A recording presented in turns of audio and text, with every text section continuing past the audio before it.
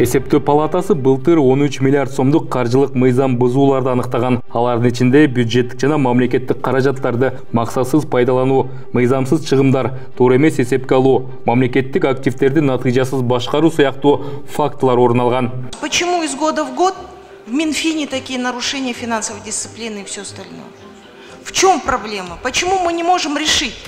Жогорку кеңеш эсептөө палатасынын 2024 жылдагы иши тууралуу отчетун укту. Анын төрагасы Алмазбек Акматов баяндамасында айтылгандай, өткөн жылы 88 аудитордук иш-чара жүргүзүлүп, 1848 түзүмдүк жана ведомстволук бөлүм текшерүүдөн өткөрүлгөн.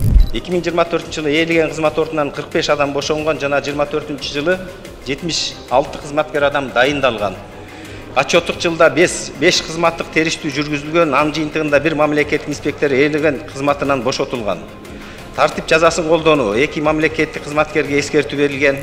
Эски жыл аралыгында мекеме 29 шаардык мэриянын жана 310 айыл өкмөттүн бюджетин аудит жүргүзгөн. Жыйынтыгында жалпы суммасы 141 миллион сомдон ашык каржылык мыйзам бузуулар ачыкталган. Мындан улам депутат Камила Талиева жергиликтүү өз алдынча башкаруу органдарында финансылык сабаттуулук жоюлбай жатканын билдирет. Кээде бул ошол жанагы финансылык, каржылык сабатсыздыктан улам кээ бир айыл өкмөт башчылары, бухгалтерлары мамлекеттик мүлктү пайдаланууда мыйзам бузууларга барып, мына азыр мен эфирден да өзүм да суроо берип айтпадымбы, 132 миллиондон ашуун пайдаланууда мыйзам бузууларга барган айыл өкмөттөр бар экен. Укук коргоо органдарга берип, аны тергетип, аларды соттогондо майнап чыкпай атат. Жыл сайын күчөп эле атат да. Эми ошого бул бөгөт коюунун бир жолу окуткула. Өлкөдө эң көп финансылык мүчүлүштүктөр саламаттыкты сактоо жана билим берүү тармактарында орун алууда. Мисалы, саламаттыкты сактоо министрлигинде 2024 жылдын аягында эмгекке катышуу коэффициенти боюнча дарыгерлердин арасында 1 миллиард 300 миллион сом туура эмес бөлүштүрүлгөн. Эл өкүлү Бактыбек Чойбеков дарыгерлер айлыкка алган сумманы кайра кайтарып берген жагдайды туура эмес деп баалады. Ордуна толтургула деп биздин медиктердин кыйнашып атат да. Канча дегендеги мага жарандар ушу медиктер кайрылышып атат да. Ушул акчабызды бере албайт. Алгандан кийин эми кайра алыш деген бул прокуратура кыйнап алдырып атат да. Иш козгойбуз деп. Эми алардын күнөөсү кайсы?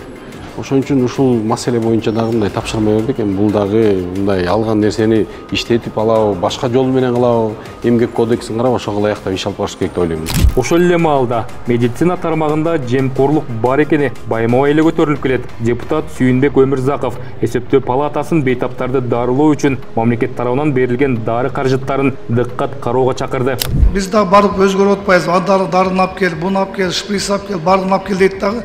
А кийин ошону булар мамлекеттен кетти деп жазып коюп атышат. Ушуга жакшы көңүл буруп, кээ бир учурда эми сиздер көз карандысыздар, укук органдар отурат, алып барып туруп бир ыкчам иштерди алып барыш керек ушу боюнчачы. Эски жылда аныкталган мыйзам бузуулардын ичинен 10 миллиард сом же 76,3% калууна келтирилген. Бул мамлекеттик органдардын жоопкерчилигин жогорулатуу аракетин тастыктайт. Менин өзүмдүн округумдан алып турган болсок, бир канча мектептен баары курулуп бүтүп, дагы бир канча мектептен да курулат. Бул жакшы көрүнүштү. Ошол максаттын баардыгы максатты пайдаланып, ошол акчанын баардыгы мурдагы болуп жүргөндө ууру кескилердин баардыгын токтотуп, мына тийиштүү таза ак тилден иштеп бериш керек. То есть мен айтайын деп атканым, биздин жаңы Кыргызстан куруп аткан жаңы Кыргызстаныбызга тикелей салымдары буларга чоң болуш керек.